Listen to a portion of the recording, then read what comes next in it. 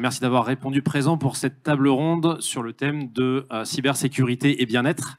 Non, je plaisante. On va parler pentest et intelligence artificielle. Vous l'avez vu, l'IA, c'est la thématique principale du FIC cette année. Il y a une douzaine de tables rondes. Nous, on va mettre un focus particulier avec mes camarades de jeu sur la partie IA. Je présente très rapidement mes 4 speakers, mais après, je vais leur laisser un petit peu de temps pour se présenter et nous dire qui ils sont, d'où ils viennent, ce qu'ils ont fait sur le pentest jusque-là. Est-ce que vous m'entendez bien? Ouais, ça va? Ok, merci. À ma gauche, Jean-Michel Bénard, qui est partenaire et cybersecurity audit and advisory chez Grant Thornton. Bienvenue Jean-Michel. Arnaud Treps, CISO chez Audaceva. Franck Périllier, qui est directeur cyber chez Emeria. Et William Ritchie, qui est CTO chez Custosi. Je vous passe la parole juste après, messieurs, pour pouvoir vous présenter plus en détail. On est entré dans la 4e révolution industrielle. Je pense que personne n'est passé à côté. Ça fait quelques années qu'on nous parle d'intelligence artificielle. Aujourd'hui, il y a énormément de hackathons qui sont montés en entreprise pour voir comment faire plus avec moins. Et nous, dans le domaine de la cyber, on ne va pas être en reste parce que les attaquants utilisent l'IA depuis pas mal de temps pour travailler de plus en plus efficacement. Nous, du côté des défenseurs, je pense qu'on est massivement du côté des défenseurs. Même s'il y a des red teamers dans la salle, je vous mets du côté des gentils. On a un gros challenge aujourd'hui parce qu'on subit de plus en plus d'attaques. On a un volume de données à traiter au quotidien qui devient colossal. Et en gros, seul, individu, on ne va pas y arriver. Donc la machine va devoir nous aider. Aujourd'hui, on va tâcher de répondre à pas mal de questions. Où est-ce qu'on en est sur les pentests? Qu'est-ce que l'IA peut nous apporter? Et on va essayer de se projeter pour réfléchir aux pentests de demain. On aura des questions-réponses avec vous à la fin de la séance. On a prévu un slot pour ça. Donc on passera dans la salle pour vos questions. Et vous pourrez aussi rencontrer nos speakers sur le salon. J'en ai fini avec ce monologue. On va démarrer dans le vif du sujet. Jean-Michel, je te passe la parole. Oui. Vous m'entendez toujours aussi? Alors, pour me présenter rapidement, je m'appelle Jean-Michel Bénard, je suis associé au sein du cabinet Grant Thornton. Je suis dans la cyber depuis une vingtaine d'années, j'interviens dans différents domaines de l'ordre de tout ce qui est technique, tests d'intrusion, donc un petit peu notre sujet du jour, de revue de code, de revue d'architecture, d'autres sujets qui vont plus tourner autour de la GRC, de la réponse à incidents et de l'analyse de risque. Bonjour. Je suis Arnaud Treps, je suis le CISO d'Audaceva. Audaceva est un éditeur de logiciels dans la sécurité des données Salesforce. Et avant Audaceva, j'étais dans le groupe Accor où j'ai commencé le pentest il y a à peu près 20 ans, à l'époque où SQLmap n'existait pas pour les red teamers. Voilà, donc le pentest, une grande expérience. Et l'IA, c'est un sujet où chez Audaceva, on accompagne nos clients pour adopter l'IA tout en réduisant les risques liés aux fuites de données ou aux prompts ou réponses malencontreuses. Eh bien, bonjour à toutes, bonjour à tous. Franck Périllier, donc je suis directeur cybersécurité du groupe Emeria. Donc Emeria, c'est un groupe spécialiste dans l'immobilier, les services immobiliers, syndic de copropriété, etc. 18 000 personnes en France, en Belgique, en Allemagne, en Suisse, en Angleterre. Et en France, on est connu sous le nom de Foncia. Donc, moi, je ne suis pas un pentester, je ne suis pas forcément ultra technique, mais je suis directeur sécurité et la partie offensive est aussi une de nos activités pour tester finalement la résilience de nos entreprises. Et il est un poil modeste. Bonjour, moi je m'appelle William et je suis CTO de Custosi. Et Custosi, on fait de la détection de menaces dans le réseau à base d'intelligence artificielle. Moi, je ne fais pas de pentest depuis 20 ans, je fais de l'IA depuis 20 ans, dans la médecine, puis dans la cyber. Et là, moi, je suis là pour donner mon point de vue du côté des évolutions des IA. Merci d'être là, messieurs. On va démarrer par un état des lieux. Arnaud, Franck, je vais me tourner vers vous. Aujourd'hui, pentest, où on en est? On met de côté l'IA, on parle juste de pentest. Qu'est-ce qui est fait en entreprise aujourd'hui? Alors, je pense qu'il faut différencier deux choses, ce qu'on appelle les scans et les pentests. Donc, pour moi, l'automatisation, c'est ce que je range dans la catégorie du scan, qui est indispensable, puisque le scan permet d'avoir une couverture très large. Donc, quand on a des applications qui sont mises à jour régulièrement, dans un grand groupe, on va avoir plein d'applications, on va avoir besoin d'être cette couverture large. Et donc, on va être sur du scan pour aller identifier des problèmes. Mais le pentest, ma définition du pentest, c'est quelque chose qui est éminemment manuel, avec un humain qui essaye qui va utiliser des scanners, etc., mais dans une approche plus globale. Donc, ma vision reste que le pentest est avant tout une démarche humaine. Alors après, sur les pentests, qu'est-ce qui se fait? On a différentes choses. On a le classique pentest, on va dire réseau, système, où là, finalement, on est sur des choses qui sont assez déterministes, où les scanners sont assez efficaces. On peut lancer un scan de vulnérabilité pour trouver un port, un service vulnérable et automatiser le lancement d'une exploit. Ça marche assez bien. Quand on est face à des applications spécifiques, web, mobile ou autres, je pense que là, on a encore besoin de l'intelligence du pentester. Donc, pour les pentesters dans la salle, ma vision, c'est que vous n'êtes pas au chômage demain. Ah ouais, c'est intéressant ce que tu dis. Effectivement, donc, nous, de l'autre côté, c'est pareil, on fait pas mal de pentests. On fait faire des pentests par des cabinets externes essentiellement. Après, je fais la distinction entre aller tester l'intérieur de nos systèmes d'information et de tester ce qui peut être vu depuis l'extérieur de nos systèmes d'information, notamment les couches applicatives. Parce que bien souvent, si quelqu'un rentre à l'intérieur, on est quasiment mort. Parce que vous êtes tous un Active Directory, certainement. Voilà, donc le point est important. Donc, effectivement, il y a une approche de test, je dirais, pentest applicatif. Et ça, effectivement, on est souvent lié à la pertinence du pentester, notamment à son art d'analyser le comportement applicatif et de jouer avec le comportement applicatif. Et ça, l'automatisation, c'est pas forcément évident. Est-ce que LMAP, c'est pour les enfants? Commencer à essayer de trouver un défaut de cloisonnement au niveau d'une application ou se faire du fuzzing ou des choses comme ça, et de l'exploiter, c'est quand même un peu plus délicat. D'accord. Donc, il y a une approche vraiment beaucoup pentest humain. On fait beaucoup de pentest humain. Par contre, pour l'intérieur, désolé si je suis un peu brutal dans mon propos, mais c'est vrai qu'à l'intérieur, il faut aussi tester. Analyse de vulnérabilité, des fois, ça fait planter les firewalls. C'est pas terrible. Il y a l'analyse de vulnérabilité aussi qui peut être remontée par des agents, mais il faut les déployer. Et puis aussi, il y a une approche aussi qui va au-delà de l'analyse de vulnérabilité, qui est l'automatisation du pentest. Et ça, je trouve que c'est plutôt pertinent. Parce que dans des entreprises comme les nôtres, on n'a pas forcément des équipes de pentest, puis pentest, ça coûte un peu d'argent. Donc effectivement, nous, on est parti sur une approche de pentest automatique. Et en fait, c'est pas tout à fait, ça va beaucoup plus loin qu'un scan. On a un petit point de précision tous les deux. Ça va beaucoup plus loin qu'un scan, puisque un scan, vous allez regarder les vulnérabilités, mais là, vous allez écouter ce qui se passe sur le réseau, essayer de trouver les mots de passe, les casser, les jouer, trouver des chemins d'attaque, etc. Et donc, quelque part, on a codé ça comme un système expert, si on parle d'IA. L'IA à l'ancienne, c'est comme un système expert où, effectivement, en fonction du contexte, il y a des graphes de décision, des graphes d'attaque qui vont être proposés et qu'on peut mettre à la main d'un IT classique qui n'est pas forcément un IT offensif. Il va brancher la machine, appuyer dessus. Et à partir de ça, là, on aura des résultats qui seront assez pertinents, surtout quand on va dire il va falloir que tu changes tes mots de passe parce qu'on les connaît tous. Voilà. Donc, finalement, c'est assez pertinent, je trouve, cette évolution. Mais l'humain, quand même, il est fondamental. À quelle fréquence vous faites des pentests chez vous, si c'est pas indiscret? L'année dernière, on a fait 27 pentests applicatifs. Et après, c'est Pentera qui scanne. Et c'est assez? 27, c'est assez? Ou il en faut plus, du coup? En fait, ce qui serait intéressant, alors on peut revenir sur l'IA ou des choses comme ça. Typiquement, ce que j'aimerais, c'est mettre sur toute notre surface d'attaque externe en surveillance permanente. D'accord, donc tout ce qui est attaque surface intelligence, donc on travaille déjà avec des acteurs sur ça, mais potentiellement trouver des vulnérabilités et de regarder si elles sont exploitables. Mais après, c'est toujours un peu délicat parce que exploiter votre surface d'attaque, vous savez pas trop si elle vous appartient, parce que de temps en temps, on a des surprises, et si on commence à rentrer sur l'offensif, mais clairement, j'aimerais bien aller beaucoup plus loin sur la surface exposée sur Internet. Ok. Tu as parlé d'IA, donc on va parler de pentest et d'IA, là c'était le plantage de décor. Aujourd'hui, l'IA sur le pentest, c'est quoi la réalité? C'est une simple aide pour faire un peu de rédaction, pour faire un peu de scan, un peu de découverte? Jean-Michel?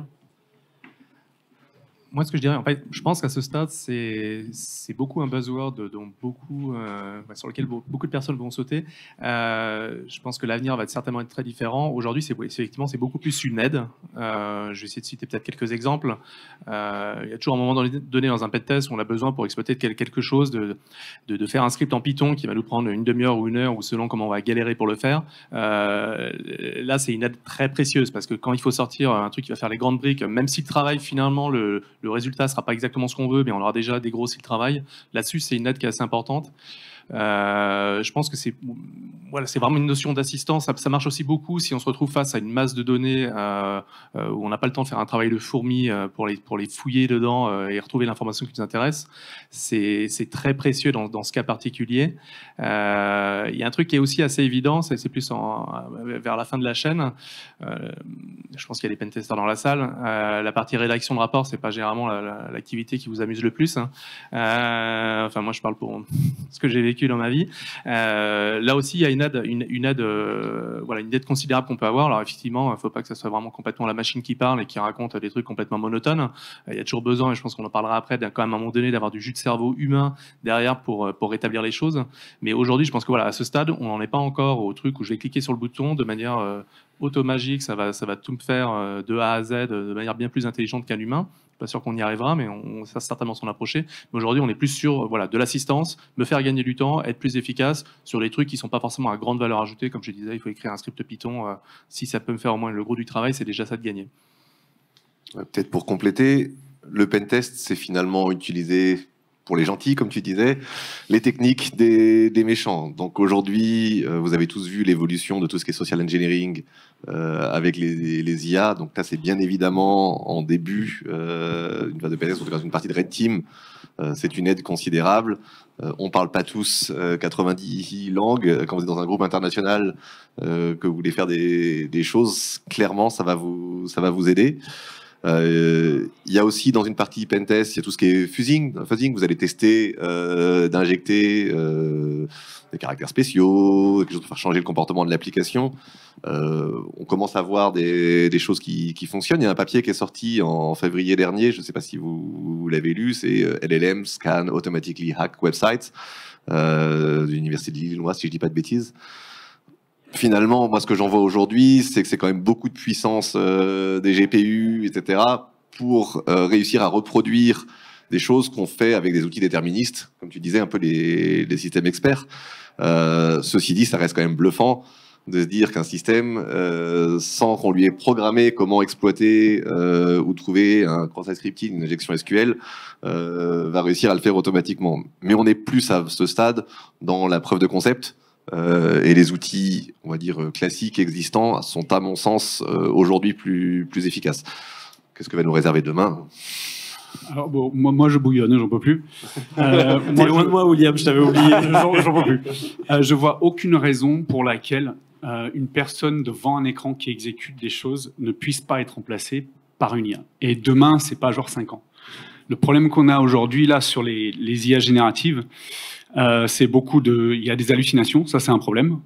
Donc c'est une IA qui invente quelque chose qui n'existe pas. Et le deuxième problème, c'est garder du contexte. Donc c'est au bout d'un moment, une IA générative peut perdre le contexte. Donc vous avez scanné, et puis le résultat de ce scan, en fait, il s'en souvient pas. Et ça, on le voit quand on dev, on est sur une matrice à 3 dimensions, et puis d'un coup, il pense qu'on est sur 2 dimensions, donc il perd le contexte. Ça, c'est les 2 points un peu bloquants qu'on a aujourd'hui. Et les 2 sont résolvables par des solutions soit techniques, soit augmenter la capacité à accepter des tokens plus gros, donc des chaînes de caractères de plus en plus gros, et avoir des suivis et des contextes de plus en plus longs. Ou bien il y a des approches comme ce que faisait Mistral, donc des mix d'experts, où en fait vous avez une partie de l'IA qui est dévouée à comprendre le problème et à le décortiquer en étapes logiques. Vous avez une IA qui est là pour générer le code, et vous avez une IA qui est là pour faire du parsing de réponses. Et en fait, quand vous faites un mix d'experts, vous gardez beaucoup plus longtemps le contexte et vous diminuez énormément les hallucinations. Et je ne sais pas si vous avez vu ou testé Pentest GPT, mais eux, leurs résultats, ils arrivent à garder du contexte, ils arrivent à faire une approche que les pentesters regardent et disent c'est une approche qui me paraît logique. Alors en chat, c'est génial. En effet, en assistant, déjà, il n'y a pas de souci. Et ils font des trucs plus complexes que du SQL Map. On voit des choses assez évoluer quand même. Donc, je trouve ça dangereux de se dire c'est pas pour aujourd'hui, parce que c'est déjà fait en médecine. Des parcours de soins entiers faits en médecine. Et si vous pensez que ça, c'est pas complexe, c'est extrêmement complexe. Je vois pas de raison pour laquelle une IA peut pas décortiquer une tâche de pentest, générer le code pour, et si vous lui donnez les droits de le lancer, puis de réingérer les réponses et d'adapter son contexte. Je vois pas pourquoi l'humain serait plus performant que l'IA. William, pendant que tu as le micro, est-ce qu'il y a des LLM aujourd'hui adaptés au pentest ? Oui, Pentest GPT. Donc Pentest GPT, c'est payant parce que c'est basé sur une version payante d'une IA générative, une des plus connues. Et donc, il faut rentabiliser là-dessus. Et il y a pas mal d'articles qui foisonnent et les avancées se font au jour le jour. Si vous regardez leur GitHub, c'est tous les jours. Merci bien. On n'a pas encore parlé d'analyse de code. Jean-Michel? Alors là, effectivement, on a beaucoup parlé de pentest. Dans le pentest, il y a aussi comme des sujets un petit peu autour de l'analyse de code. Moi, c'est vraiment l'élément. Alors, je sais qu'on n'est pas forcément d'accord, effectivement, comme on vient de le montrer. Au moins, en tout cas, je pense qu'on l'est plus sur la partie analyse de code. Je pense que moi, mon ressenti, c'est qu'il y a tellement de matière qu'il y a peut-être plus eu de quoi nourrir le sujet. Mais aujourd'hui, c'est de la même manière. Voilà, c'est une aide qui est quand même assez colossale quand on doit débroussailler un truc monstrueusement gros, de gros volumes de code. De la même manière, s'il faut un peu challenger une fonction ou un bout d'algorithme ou quoi que ce soit, franchement, on voit des très très bons résultats. Et ce qu'on a vu beaucoup sortir au moment où ChatGPT est sorti, que tout le monde sortait plein de trucs, c'est beaucoup de plugins qui viennent se mettre dans IDA ou dans Ghidra ou autre chose comme ça.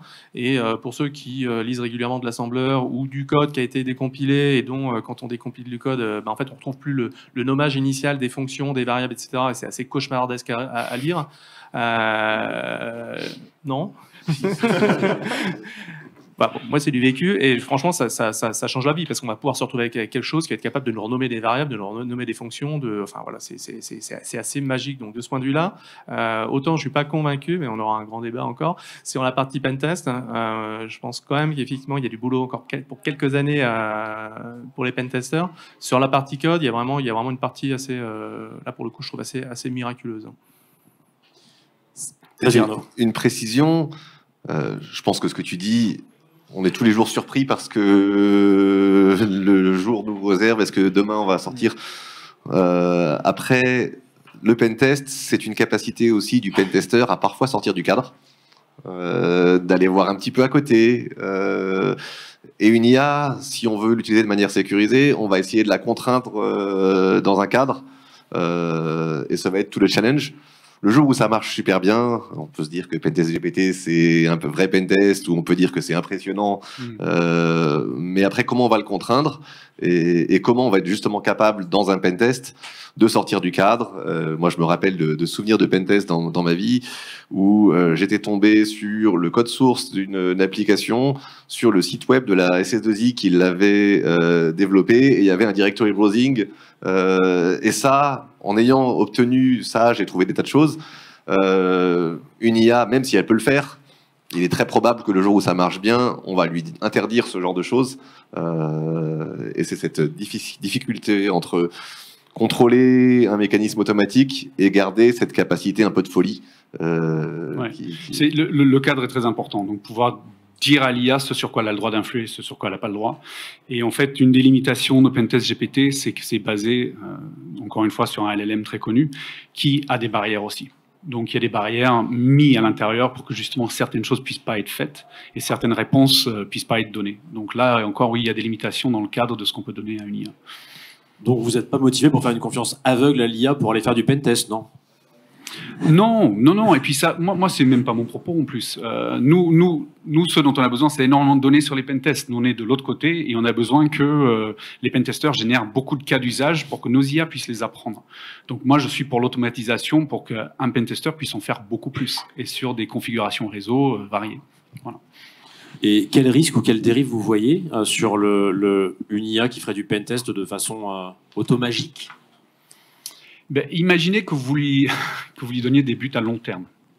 Donc vous lui disiez, je veux que tu pénètres ce système par n'importe quel moyen possible. Et que pour l'IA, tout est bon. Et du social engineering, essayer de générer des deepfakes, des photos compromettantes, des choses comme ça. Là, vous pouvez voir des dérives très rapides. Et là, moi, je vous parle en l'ayant testé, ça vient vite. Donc ce genre de dérive arrive vite. Ok. Des compléments ? Moi, ouais. En fait, je pense qu'il faut avoir quand même à l'esprit qu'un pentest, c'est offensif. Donc c'est fait pour attaquer, donc potentiellement ça casse les systèmes, potentiellement ça supprime les données, etc. Donc faut quand même avoir la main dessus. Et puis c'est encadré par la loi Godefroy, etc. Donc si on commence à scanner un peu tout et puis tout tester, parce que finalement nos assets, nos inventaires sont pas très à jour, ça peut poser quand même quelques problèmes. Donc effectivement, avoir le contrôle de l'humain est essentiel, comme dans une mission de pentest classique. Et l'IA, c'est un outil comme un autre, quoi. Tiens, puisqu'on parle d'humain, quel impact derrière sur les professionnels de la cybersécurité? William, tu disais qu'on allait être remplacé par des IA. Je pense qu'on va faire travailler des IA pour bosser moins et gagner plus. On va tenter ça. Mais quel impact sur les futurs ingénieurs en cybersécurité? Moi, vraiment, je suis pour s'en servir comme un outil pour multiplier les tests, pas du tout pour remplacer le pentester. J'ai jamais dit qu'il faut lui donner la main et le laisser faire, parce qu'elle va faire des choses qu'on n'a vraiment pas prédites. Tu disais qu'il faut du jus de cerveau. Ben, des fois, en fait, les IA vont vous sortir des réponses assez hallucinantes qui font peur. Donc pour moi, c'est pas une mise en danger du rôle du pentester. Et quelles compétences les jeunes, alors il y en a quelques-uns dans la salle, doivent ajouter à leur escarcelle pour être demain de bons ingénieurs en cybersécu, que ce soit des red teamers, des... En fait, il y a quelque chose que je trouve assez intéressant, c'est l'art du questionnement, en fait. Si vous êtes face à un LLM, il faut savoir lui poser des questions. Il faut comprendre son contexte, il faut savoir comment traduire ce contexte en question, en objectif, etc. Donc on n'est peut-être pas dans une logique, j'apprends à utiliser un ensemble d'outils, je les joue et puis je fais mon rapport. Il faut quand même avoir développé un peu plus le sens de l'attaque, devenir des vrais voyous en fait quelque part, pour être beaucoup plus aller beaucoup plus profondément dans les techniques d'attaque, en intégrant l'attaque des personnes, quoi. Enfin pas physiquement, mais en tout cas en ingénierie sociale, etc. Donc, mais l'art du questionnement, je pense qu'il est intéressant sur le LM. Effectivement, on pose de plus en plus des questions, on envoie du contexte en langage naturel. Il faut avoir un petit peu cet esprit-là. Moi, si je peux peut-être apporter en complément, je pense que pour avoir fait effectivement du pentest il y a déjà très très longtemps, avant SQL Map comme toi,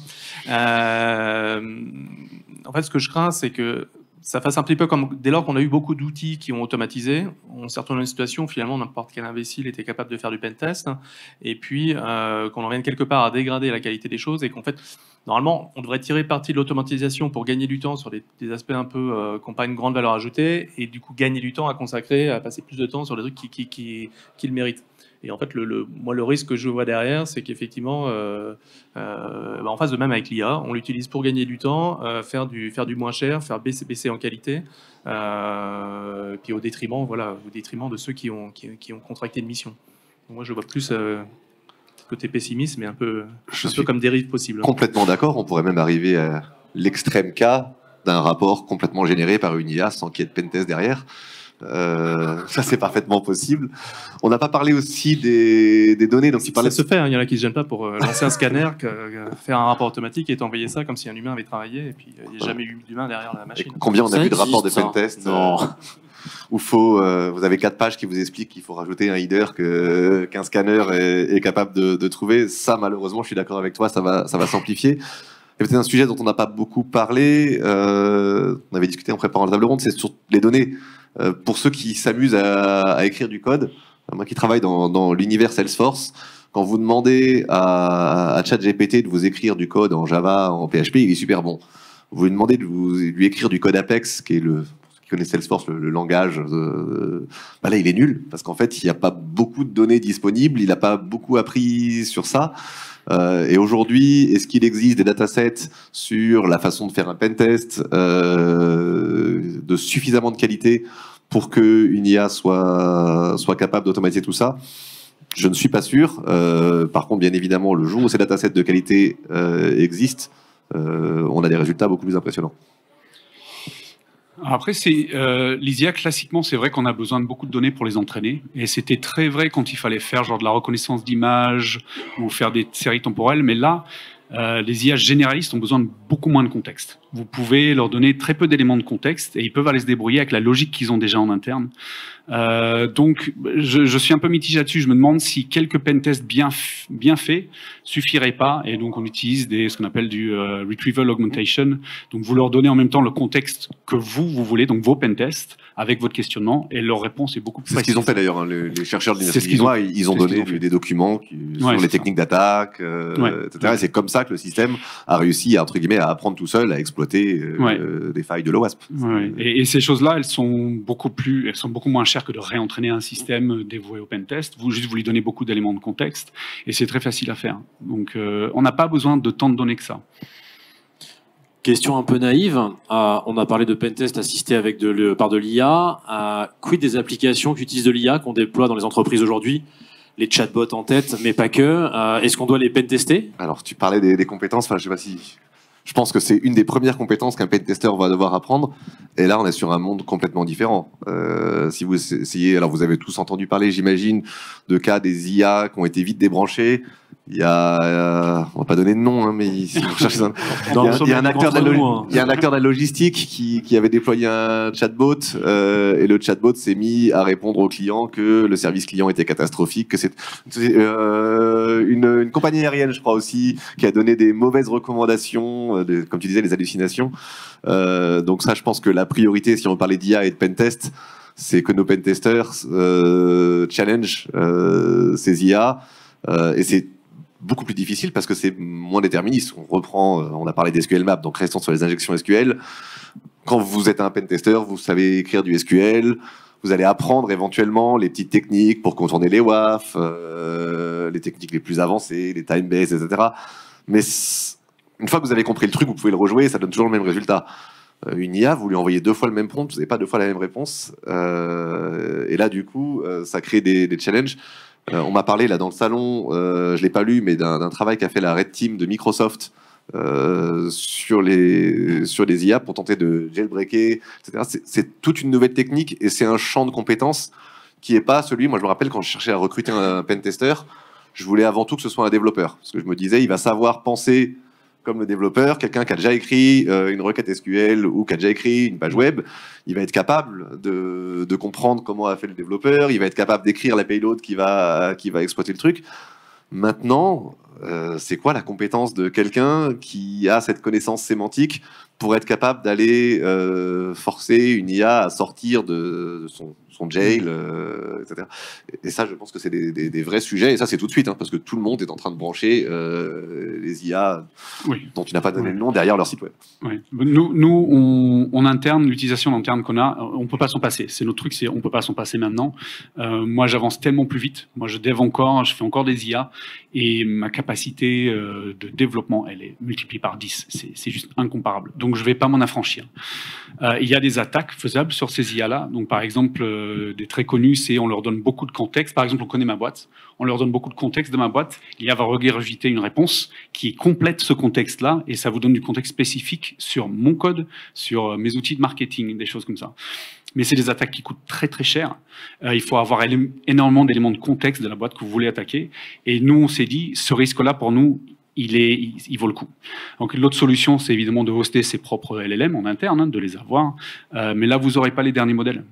Ça va être beaucoup plus cher. Vous n'aurez pas GPT-5 qui va sortir. Et nous, on s'est dit qu'on ne peut pas s'en affranchir. Pour repréciser, William utilise l'IA pour faire évoluer une solution de NDR, donc une sonde, pour qu'elle soit capable de détecter des menaces qui n'existent pas encore aujourd'hui. Tu me corriges si je dis des bêtises. Ouais. On n'a pas encore parlé réglementation. Bah tiens, William, je te vois là-bas. Qu'est-ce qui existe aujourd'hui? Alors, de manière générale, l'EU, quand ils réglementent, c'est par niveau de risque. Donc, ils se disent quels sont les niveaux de risque auxquels on s'expose en regardant ces IA. Et ils ont dû faire des clauses spécifiques pour les IA génératives. Ils ont dû les insérer au dernier moment. Et en fait, ils distinguent, pour eux, le risque, c'est lié à la taille du LLM, la puissance du LLM. Donc, en gros, si vous avez pris, je crois que c'est 10 puissance 25 flops pour calculer, pour créer ce modèle, alors vous tombez sous la législation des IA génératives dangereuses. Donc, plus c'est gros, plus c'est dangereux pour eux. Et je suis assez d'accord avec ça. Et pour la réglementation, là, vous êtes obligé de leur montrer les données d'entraînement. Vous êtes obligé de leur montrer l'architecture de votre IA et vous êtes obligé de montrer votre impact évidemment sur l'environnement. Vous êtes obligé de montrer que vous tenez compte des droits d'auteur. Donc c'est extrêmement lourd ce que l'Europe demande sur la réglementation des IA génératives. Et toi, d'un point de vue pragmatique, du coup, c'est quoi les bonnes pratiques côté Custocy ? Alors, côté Custocy, nous, on les a depuis un moment. On n'a pas attendu l'Europe pour réglementer là-dessus. Donc, vous devez avoir une description de tous les modèles que vous avez. comment vous les avez entraînés, quels sont les biais que vous aviez identifiés dans les données, quelle est leur utilisation business et comment vous le justifiez. Donc ça, on a des fiches pour chaque IA qu'on déploie chez nous là-dessus. Ok. On va essayer de réfléchir au pentest de demain. Un cas d'usage pour chacun de vous. Vas-y, Franck. Juste une remarque. Si on se contraint, il y a effectivement des réglementations sur des usages un peu classiques de l'IA, on va dire. En offensif, il ne faut pas oublier qu'on devient des combattants, quoi. D'accord? Donc si nous, on limite nos IA pour attaquer, il y en a d'autres qui ne vont pas limiter leurs IA pour attaquer. C'est juste une remarque. Au pentest, c'est attaquer. C'est offensif. Et il ne faut pas l'oublier. C'est un peu la limite que tu citais tout à l'heure en disant, comme dans tout pentest, on dit voilà la série d'adresses IP ou de trucs que je vais devoir viser. L'exemple que tu citais en disant j'ai eu un peu la curiosité d'aller chercher ailleurs, sans doute avec Google, pour trouver le code source de l'application qui était hébergée, etc. Finalement, quand tu vas restreindre ton IA en disant bouge pas, va pas ailleurs parce que j'ai déjà peur que sur le périmètre défini tu me fasses des bêtises, finalement tu n'auras pas cette vision globale. Alors que le vrai attaquant, lui, n'a rien à cirer, quoi. Après, il y a une question aussi que je me posais, parce que tout à l'heure on parlait de reproductibilité. Même si les questions sont différentes, ça apporte des résultats différents. Je pense qu'il faut s'assurer que finalement l'IA va nous générer l'ensemble des lignes de commande qui ont été exécutées pour qu'on puisse nous aussi les jouer en contre-audit aussi. Parce que ça c'est important, cette capacité de reproduire toute la chaîne offensive qui a été générée automatiquement ah oui, effectivement, c'est mieux comme ça, par l'outil. Ouais. Si on prend un peu de hauteur, vas-y Arnaud, tu voulais compléter? Oui, peut-être, comme on l'a dit, finalement, je pense que le pentester, celui qui, il y a 20 ans, a fait à la main, quand les outils sont arrivés, au début, il les a regardés en disant bon, ça sert à rien, c'est moins efficace que ma bonne vieille technique. Puis au bout d'un moment, on s'y est mis, comme tout le monde, parce que ça a fait gagner un temps incroyable. Donc là, je suis convaincu que les IA vont faire partie de la boîte à outils du pentester. Comme je le disais aujourd'hui, moi, ce que je vois et ce qui est très efficace, c'est tout sur les parties de social engineering etc. Et à l'inverse, je pense qu'il y a des choses où on a tendance à vouloir mettre de l'IA à toutes les sauces. Donc, tu vois, la preuve de concept de dire qu'une IA arrive à browser un site web, trouver des paramètres et envoyer des payloads pour les exécuter. Là-dessus, je trouve qu'on a des outils qui sont très efficaces. Donc, pareil, pour ceux qui à l'époque utilisaient les Metasploit, les browsers autopone et autres choses, ça marche déjà très bien. Et là-dessus, il n'y a pas besoin d'IA. Donc je pense que l'avenir, c'est d'utiliser l'IA là où elle va être pertinente et d'utiliser des outils, on va dire, plus traditionnels là où on aura toujours besoin de continuer à le faire. Ouais, par contre, quand tu as l'IA qui interagit avec son environnement, notamment avec toute l'interopérabilité qu'on a, effectivement, elle peut déclencher aussi toutes ces séquences, tous ces outils-là. Il faut quand même avoir un minimum de contrôle sur ce qui est déclenché, parce que les outils dont tu parles, c'est... Et quand tu parles de Pentest GPT, moi, ce que j'en ai vu d'ailleurs, il y a quand même un humain qui derrière valide les différentes étapes. Alors, ils ont un valideur, hein. Ils ont un modèle qui valide les étapes et qui valide que le code pourrait être exécuté. Donc, le valideur, il peut être humain, mais ils ont aussi maintenant un modèle qui est valideur automatique. Donc, et c'est un espace qu'il faut énormément surveiller, ça. C'est ce qu'on appelle les agents.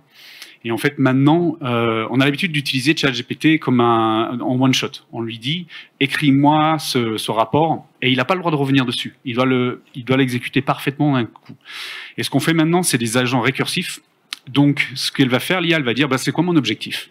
Elle va faire son objectif, c'est-à-dire, quelles sont les étapes qu'il faut que tu aies pour assurer ton succès. Elle va décliner les étapes, puis après, elle va revenir plusieurs fois dessus. Et elle ne va pas oublier son objectif. Et si elle se plante, elle va dire, je me rappelle quel était mon objectif, elle va revenir dessus.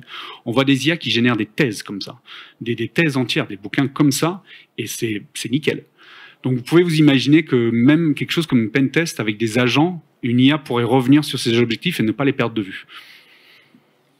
On va tâcher de prendre un peu de hauteur, réfléchir à l'avenir. Si vous aviez un crayon magique là pour définir un scénario que l'IA pourrait vous apporter, chacun de vous de façon très égoïste et individuelle.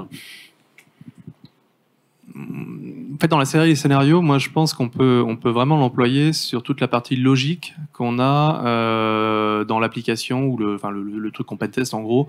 Là où effectivement la partie automatisation est généralement très nulle parce qu'elle sait jouer une batterie de trucs. Est-ce qu'il y a un XSS, j'essaye 50 payloads ou 10 000 payloads, etc. Là où il y a toujours besoin de l'humain, et là je pense qu'on peut un peu plus le remplacer, c'est sur les aspects logiques de est-ce que finalement, étant logué dans cette application, c'est normal qu'en étant logué en tant que Madame Michu, je vois les données de Monsieur Machin qui a tel autre profil. Est-ce que je peux pas faire des commandes sur un site commerçant de manière négative pour finalement qu'au lieu que ça me coûte de l'argent, on me redonne de l'argent. Enfin bon, généralement ça marche pas trop bien ça aujourd'hui. Mais beaucoup d'aspects, vraiment la partie logique, où effectivement tous les outils automatiques sont nuls parce qu'ils savent pas faire. Il y a pas trop il y a un petit peu besoin de jus de cerveau ou jus d'IA pour le faire. Et c'est là où j'attends quand même pas mal de l'IA pour un peu plus remplacer l'humain sur cette partie logique qu'on a dans les applications. On parlait de qualité tout à l'heure en disant qu'un pentest automatisé, on n'était pas sûr de la qualité. Ceci dit, un pentest humain, on n'est pas sûr de la qualité non plus. Et je pense que les IA, comme moyen de s'assurer que le pentester humain a bien exploré toutes les possibilités, vraiment comme un système expert, comme une assistance, peut être utile au même titre que ce que je disais au début. Le scanner, il va aller être capable d'aller couvrir un nombre d'adresses IP, de pages, d'URL, de ce que vous voulez, qu'un humain n'est pas capable d'adresser en un temps limité. Donc le vrai sujet, c'est l'exosquelette. L'IA, c'est ce qui va vous rendre des super-héros du pentest en étant capable de faire en 5 à 10 jours, ce qui normalement prendrait 3 à 4 mois. Ouais, enfin bon, je le vois pas forcément en pentest parce que pour moi le pentester ça reste un soldat et il exécute effectivement selon sa spécialité. Par contre, je le vois pas mal comme on disait tout à l'heure, sur du plus long terme, sur du red teaming typiquement. Si on avait quelque chose qui est capable d'apprendre du contexte de l'entreprise, d'apprendre sur l'attaque surface, et puis de générer des avatars, de générer un certain nombre de choses, et puis de jouer des tentatives de fraude, des tentatives en permanence, sous notre contrôle bien évidemment, eh bien finalement ça permettra de renforcer la résilience de nos entreprises, de nos systèmes d'information et aussi de nos collaborateurs, quoi. Voilà. Je vois comme ça. Moi, je suis d'accord avec toi. Des IA qui savent prendre du recul et qui savent dire ton objectif, c'est d'attaquer ça. Et puis de pas juste se limiter à ce qu'un pentester normal, parce qu'il n'y a pas de morale pour une IA. Elle va dire, est-ce que vous avez essayé des choses un peu comme ça? Et tu fais, non. Mais ça va te donner, je pense, plus de contexte que... Moi, je pense qu'au contraire, elle peut être plus créative des fois. Elle va pas se limiter à ses outils habituels, à sa manière de travailler habituelle. Elle va prendre du contexte sur les gens qu'on essaie d'attaquer. Et elle va apprendre à aller chercher en ligne, dire, il y a cette faille qui est connue, par exemple, ou il y a une faille personnelle ou du social engineering. Je pense qu'avoir des objectifs plus globaux pour une IA, c'est ça que j'attends du futur. Merci messieurs. On va prendre des questions. On est un poil en avance, donc vous pourrez partir déjeuner un peu plus en avance que d'habitude. On va prendre des questions. Est-ce que certains ont des questions à poser à nos camarades de jeu? Soyez pas timides. C'est toujours difficile de briser la glace. Je me lève. Une question.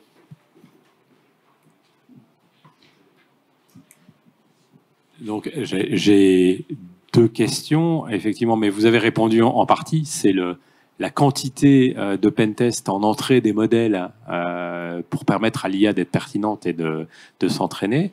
Derrière, il y a le corollaire. Deuxième question, et vous répondrez peut-être tout à la fois. Quid de la perte potentielle de compétences des pentesters humains au niveau technique? Et donc que l'IA se mette à tourner en rond sur des méthodes éprouvées, celles qui étaient déjà utilisées, déjà connues auparavant, et qu'elle n'ait plus de nouvelles techniques, de nouvelles astuces, on va dire, de trouver dans le cerveau parfois un petit peu tordu de nos amis pentesters pour encore progresser si les pentesters eux-mêmes ne pratiquent plus.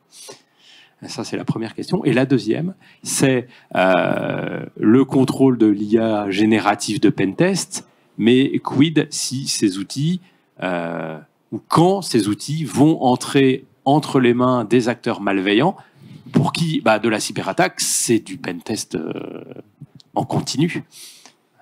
Et donc pour lesquels la limitation morale sera encore plus basse que celle qu'on pourrait mettre dans des IA de pentest, on va dire, white hat. Je peux répondre. Sur la deuxième question, je pense qu'ils sont déjà dans les mains des attaquants. Donc ils sont toujours en avance sur nous, ils sont plus intelligents, c'est le postulat de base. D'accord. Donc nous, c'est de nous armer en conséquence, enfin nous équiper en conséquence, on va appeler ça comme ça. Et après, c'est assez intéressant parce que le chat GPT, moi, je sais pas, enfin ou autre chose, ou Claude, ou enfin bref, c'est un Google avancé pour. Moi, on a des fois des alternants ils nous génèrent du code et ils comprennent pas ce qui fait le code. Donc d'avoir des gens qui utilisent l'IA comme ça, faut pas travailler avec ces gens-là, ça sert à rien. Voilà, d'accord.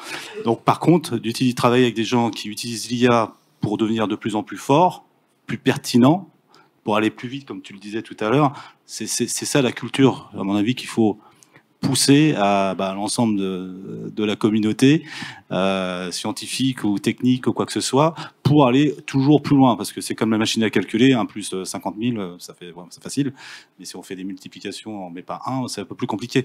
Là c'est pareil, on sait plus calculer de tête, par contre on a des super ordinateurs, ça n'empêche pas d'avoir des gens qui font des super modèles mathématiques. Voilà, donc je pense que c'est le pen tester n'est pas quelqu'un qui reproduit des choses qu'il fait, c'est fondamentalement un hacker, et c'est fondamentalement quelqu'un qui fait de la recherche de failles de vulnérabilité. Enfin, voilà. Je peux répondre. Moi, je vais répondre du côté data scientist. Moi, au début, je disais la même chose. Je disais, mais attends, la data science, il faut quand même un peu de flair, il faut quand même penser en dehors de la boîte et tout ça. Et ben, quand j'ai branché une API et que j'ai dit, prends les messages d'erreur et réinjecte-les, et vas-y jusqu'à ce que j'obtienne un graphe qui ressemble à ça. Et le truc, il fait des itérations sur des techniques publiées en Russie en 1960 dont j'avais aucune connaissance. Et il arrive jusqu'au bout. Et j'aurais jamais pensé à cette solution, moi, en tant que data scientist. J'ai énormément perdu confiance et j'ai commencé à me dire, là, on a un réel souci. Il commence vraiment à me remplacer entièrement. Alors, après, moi, j'étais clair dans mon objectif. Je savais ce que je voulais voir et quel résultat je voulais. Donc, une fois que les objectifs sont clairement déterminés, et les pentesters vont servir beaucoup à ça, quel est exactement le périmètre, quel est exactement mon objectif, alors oui, on va laisser faire l'IA, tout le reste. En fait, ce que tu pointais, c'est que ça fait un peu tourner en rond sans plus innover, sans plus trouver de nouvelles choses. Ça fait quand même pas mal d'années que tu as pas mal de choses qui automatisent. Ça n'a pas empêché de faire de la recherche, de continuer de chercher de nouveaux sujets. Et puis, j'imagine pas un monde dans lequel c'est l'IA qui fait tout sur ces sujets-là, et puis on a complètement posé nos cerveaux. Et puis, mine de rien, si tu suis un petit peu tout ce qui est publié de manière un peu innovante, les gens le font quand même aussi quelque part un peu par l'ego ou pour un petit côté marketing ou ce genre de choses. Ça m'étonnerait que ça s'éteigne en fait. Où il y a une certaine joie de dire tiens, j'ai trouvé un nouveau truc, une nouvelle classe de vulnérabilité ou un nouveau cas un peu dingue. Donc ça m'étonnerait que ça s'éteigne comme ça, de manière un peu brute, quoi. Je suis même d'accord avec toi. L'OASP a sorti un top 10 des LLM ou des IA. Donc la recherche va continuer. Ce que tu décrivais, les outils, tous les groupes de ransomware maintenant utilisent Cobalt, qui était initialement un outil de pentester. Donc oui, ils vont continuer à utiliser les outils. Après, est-ce que l'approche qui consiste à dire je laisse les outils cachés chez les gentils en espérant que les attaquants les pas, on a fait la même chose, je crois, il y a 30 ou 40 ans avec la crypto. On s'est rendu compte que c'était une bêtise. Donc je pense qu'il vaut mieux que l'information circule. Et la force d'un pentest, c'est aussi de convaincre qu'il faille traiter le problème. Et donc notamment d'aller démontrer qu'il y a un véritable impact business. Donc l'humain, avec sa compréhension du business, il a peut-être encore un petit avantage parce que il va connaître le patron des ventes ou l'opérationnel. Il va trouver, comme tu disais, le montant négatif. Ça, il va peut-être réussir à trouver les mots pour le convaincre qu'il y a un impact. Et le fait que les outils soient utilisés massivement par les attaquants, c'est aussi un bon moyen de dire ça n'arrivera pas qu'aux autres. Et la finalité de tout ça, c'est quand même de corriger les failles. Donc finalement, je pense que c'est on n'a pas le choix, et deux, ça ira, je pense, dans le bon sens. Merci. Bonjour à tous. Moi, j'ai un constat et une question. La question, je commence par la question parce qu'elle est courte. Est-ce qu'on ne peut pas imaginer de l'IA et de l'humain qui agissent en binôme, plutôt que de dire l'un complète l'autre? Parce que pour moi, c'est l'humain qui a créé l'IA. C'est pas quelque chose de fantastique. On est censé l'utiliser comme un instrument Donc ça peut être une arme qu'on pointe ou qui se fait pointer contre nous. Donc ça dépend de la posture, où est-ce qu'on est et comment on va l'utiliser. Mais par contre, ma question c'est plus, est-ce qu'on ne peut pas partir sur le principe qu'on peut agir en binôme? Et le constat, c'est quand un client, enfin je vais parler en tant que consultante, quand un client commande un pentest, effectivement, il y a un point où on souhaite faire le contexte. Et le contexte, c'est du social engineering. On va imaginer qu'on va faire une prise de connaissance sur le client, sa présence sur le marché, ses vulnérabilités de manière globale, quels sont les risques émergents dans son secteur, et qu'est-ce que c'est comme métier et business et puis quel est cet asset que je vais aller pentester pour savoir quelle stratégie poser. Si c'est pas le client qui me pose la stratégie, white, grey, black, avec des infos ou pas. L'autre cas, c'est le red team. Donc l'IA, il peut effectivement aller chercher son cadre. Et là, je serais plus partante de le laisser tranquille et aller chercher toutes les informations parce que je peux avoir des risques émergents que ni le client ni moi, qui va lui demander de faire les choses, saurait. Et puis, dans le cadre du test, de par l'asset que je vais aller pentester, parce qu'il peut être réglementé, il peut être un actif essentiel, à importance vitale pour l'organisation ou pour l'État, pour éviter les risques systémiques, je vais l'encadrer. Je reviens à ma question d'agir en binôme. Peut-être en un mot, quand je parlais d'exosquelette, c'était vraiment ça. C'est le soldat, on va l'aider avec une machine. Donc, et je crois ce que tu disais sur le côté un peu défavorable, le white, il va travailler dans un cadre légal, il va avoir une IA, comme tu disais, qui va s'interdire certaines choses. Le black, lui, s'il veut, avec des GPU, faire tourner une IA sur laquelle il n'y a pas de... Enfin, s'il n'utilise pas les services d'OpenAI ou autre, il va pouvoir faire des choses que le white ne pourra peut-être pas faire. Et là, il y a un déséquilibre qui se crée. C'est pas tout à fait la réponse à la question. Tu veux compléter, Arnaud? Parce que sinon, ouais, on peut faire un parallèle avec les jeux d'échecs. Aux échecs, il y a 20 ans, l'homme battait encore la machine. Maintenant, la machine gagne systématiquement. C'est quoi le seul moyen de gagner face à la machine? C'est d'avoir un maître et la machine avec lui. Et là, on gagne. Pourquoi? Parce que la machine va pouvoir compléter ce que le maître a dans son cerveau, et le maître va pouvoir dire à un moment donné, non, on va pas aller dans cette direction, je vais aller troubler mon adversaire et je vais opter pour cette stratégie. Ou alors, la machine me remonte un point que j'avais pas imaginé et c'est elle qui a raison. Mais il y a un humain derrière qui va prendre le contrôle. Je voulais pas interagir, désolé. Est-ce qu'il y a d'autres questions?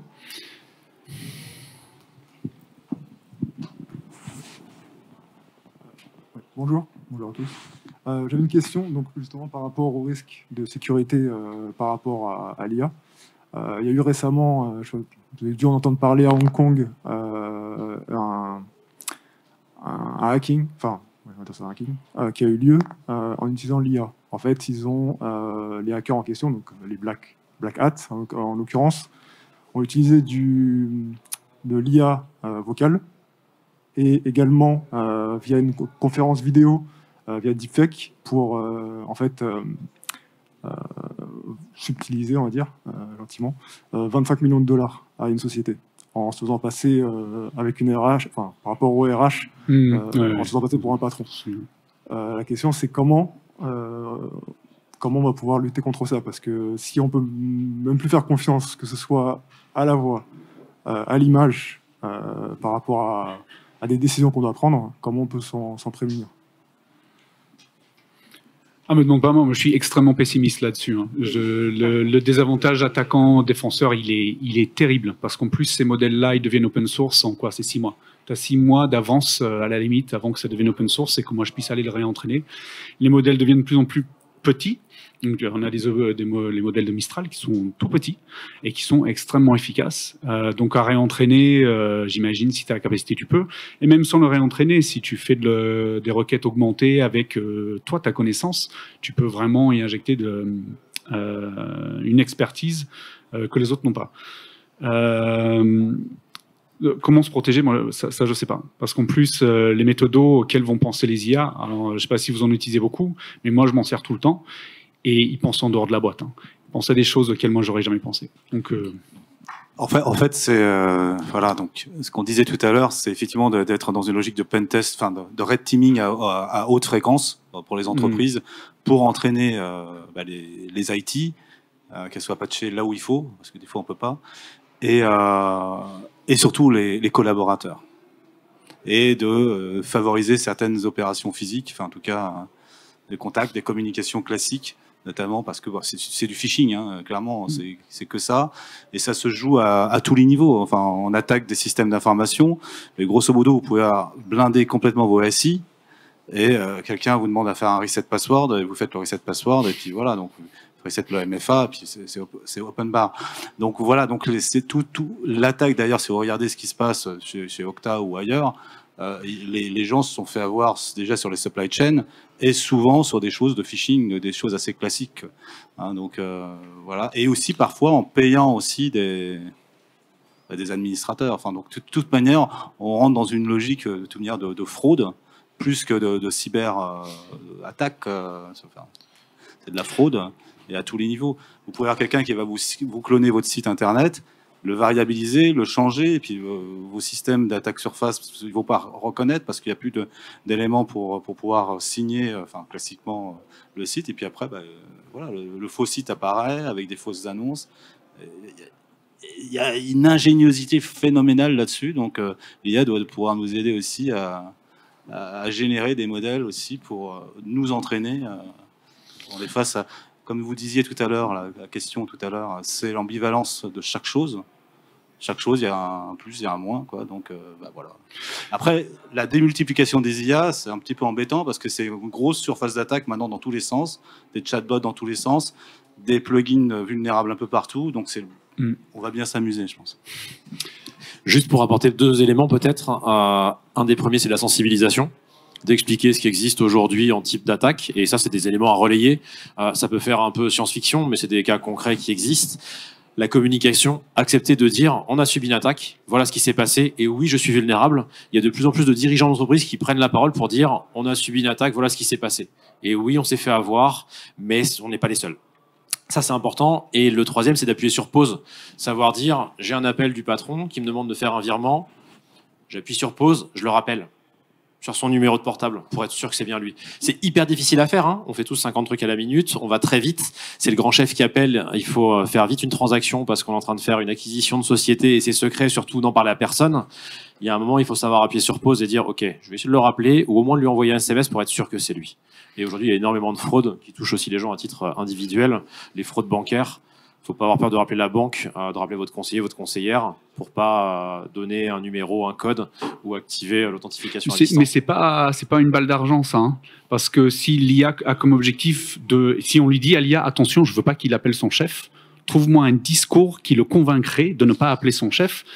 Vous faites des tests en psycho qui sont assez dingues sur ce que les IA arrivent à vous faire croire. C'est hallucinant. Hein. Tu veux dire qu'on est foutu? Merci William pour cette note d'optimisme. On va déménager dans l'Aveyron. On coupe tout. Est-ce qu'il y a d'autres questions? Alors, j'en ai une ici, une là-bas et une au fond. Ça va être rapide. Bonjour à tous, merci pour votre présentation. Moi, j'aurais juste une question qui va reprendre un peu ce qui a été dit par les intervenants et par vous-même. Je vais juste me lever, ce sera plus simple.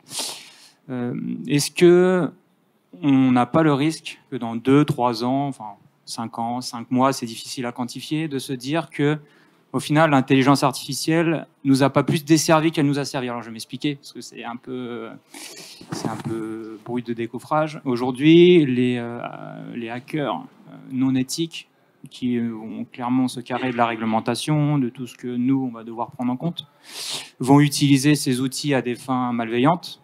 Est-ce qu'à un moment donné, ces outils si puissants ne vont pas juste, au final, qu'il y ait le risque de créer un écart encore plus grand entre ces personnes-là qui continuent à monter en compétences et qui utilisent ces outils de la façon la plus spéciale possible, et nous qui sommes plutôt côté hacking éthique et avec tout ce qui est mis en place. Est-ce qu'un jour, on ne peut pas tomber dans cette situation au final, de se dire on se retrouve dans une situation où l'écart malheureusement est plus grand, on a pu avancer en niveau de défense, Mais si eux, ils avancent plus vite au niveau d'attaque, comment on fait?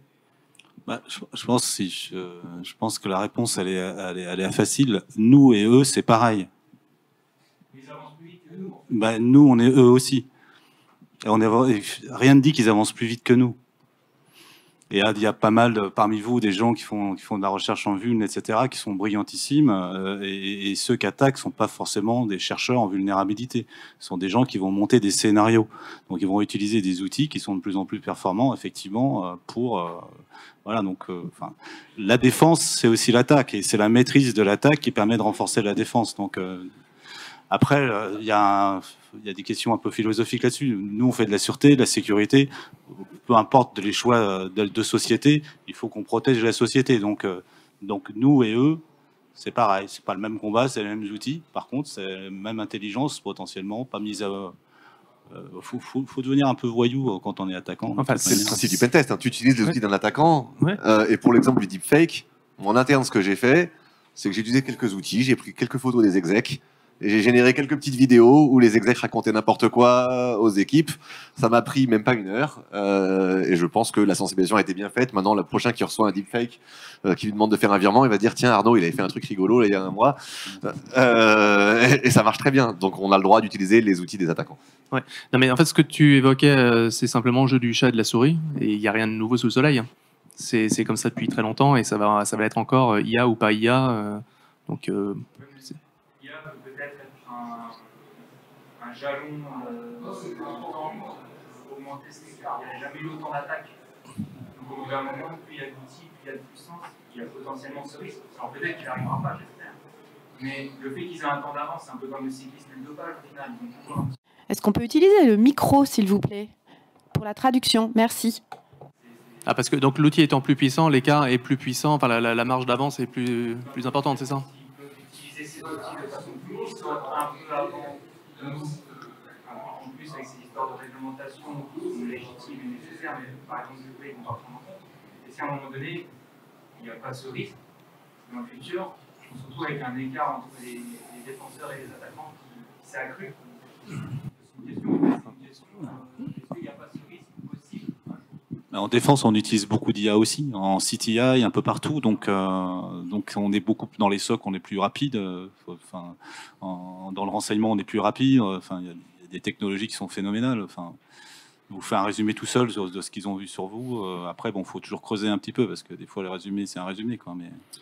L'IA diminue grandement la barrière d'entrée à quelque chose de très technique. Donc là où il fallait être très technique et très peu de gens savaient faire, avec une IA, vous diminuez cette barrière et vous avez des millions, voire des centaines de millions de personnes qui ont accès. Moi, je suis absolument d'accord avec vous là-dessus. Et je pense que dire qu'il n'y a rien de nouveau sur le soleil, c'est un peu optimiste parce que déjà, on n'a jamais vu une révolution comme celle-là. Et là, si à la place de 5000 techniciens qui savent faire ça, vous en avez 500 millions qui, d'un coup, grâce à l'IA, savent faire des attaques complexes, je vous souhaite bon courage.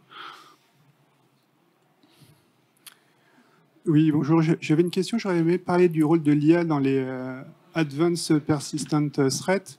Parce que finalement, aujourd'hui, pour des raisons un peu matérielles, de coût, on peut voir les pentests sont souvent contraints dans le temps. On est sur quelque chose qui va être peut-être rapide, 1 semaine, 2 semaines. Avec l'IA, on peut voir que finalement, cette contrainte de temps peut disparaître et on peut se lancer beaucoup plus facilement sur des tests au long cours et beaucoup plus disons, puissant par ce biais-là. Est-ce que vous voyez une évolution, un nouveau paradigme justement dans la manière d'aborder les pentests en limitant cette contrainte?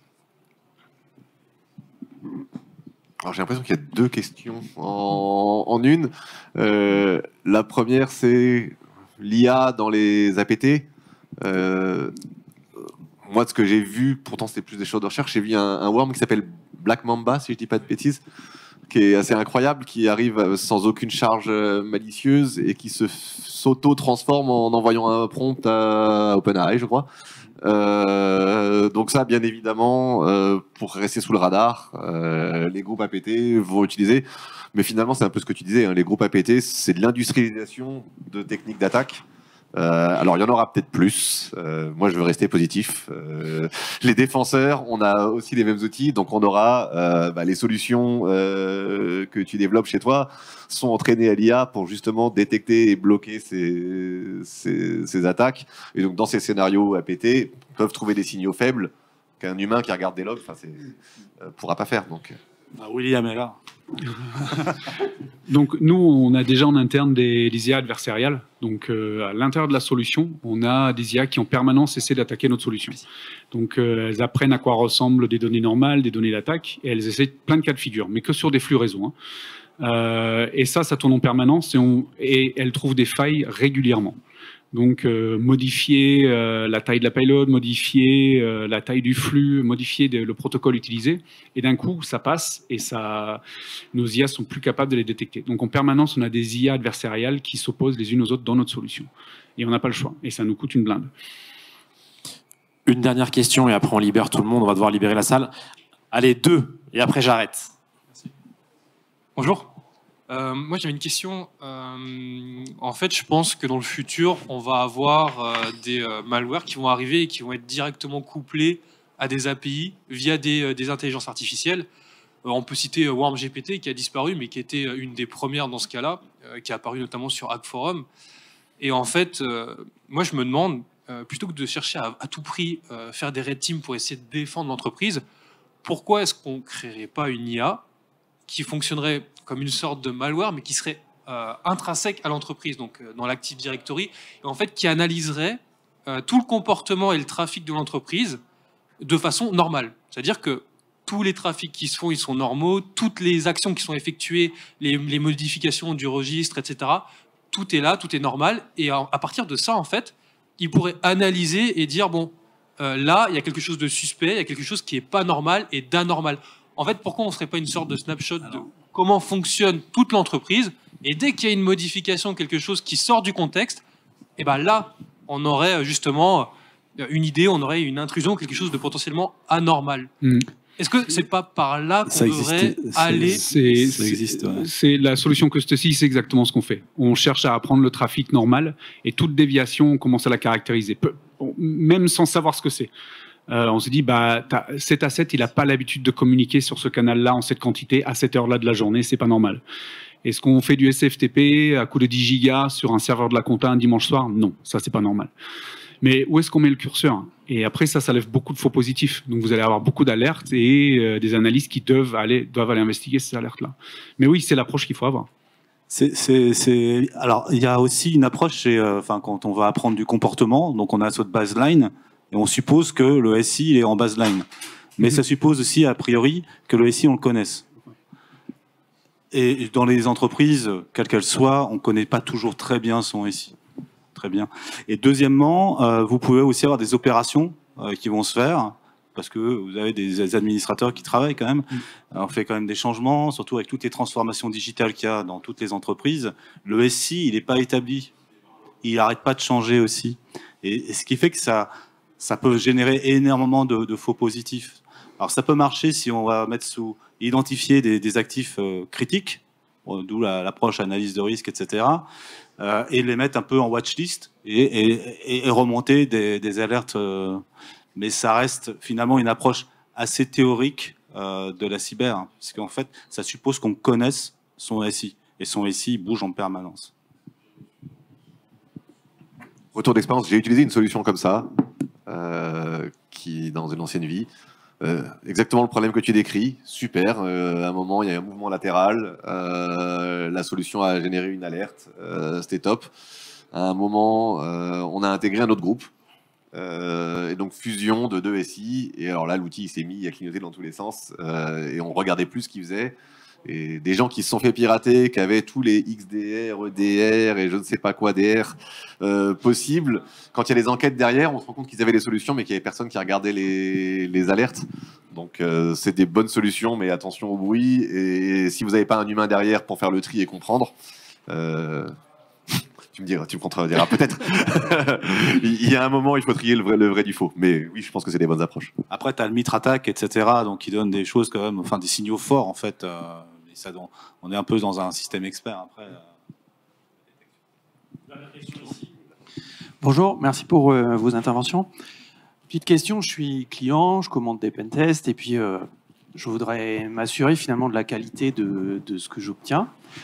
Vous avez évoqué finalement des visions contrastées. Hein. Vous avez parlé d'exosquelettes en disant que ça va améliorer la qualité, ça va faire des super pentesters. Vous avez également indiqué que ça pouvait aller dans plutôt une dégradation finalement de la qualité. Donc, ma question, c'est finalement comment est-ce que en commandant des pentests, je suis sûr d'en avoir pour mon argent, ou dit autrement, est-ce qu'avec l'apparition de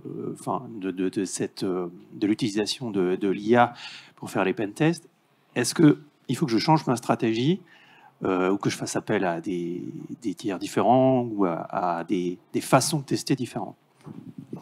Je pense. Je suis pas sûr d'avoir compris la question, mais c'est comment est-ce que si je suis acheteur, comment je m'assure que j'en ai pour mon argent, c'est ça? En gros, c'est ça, ouais.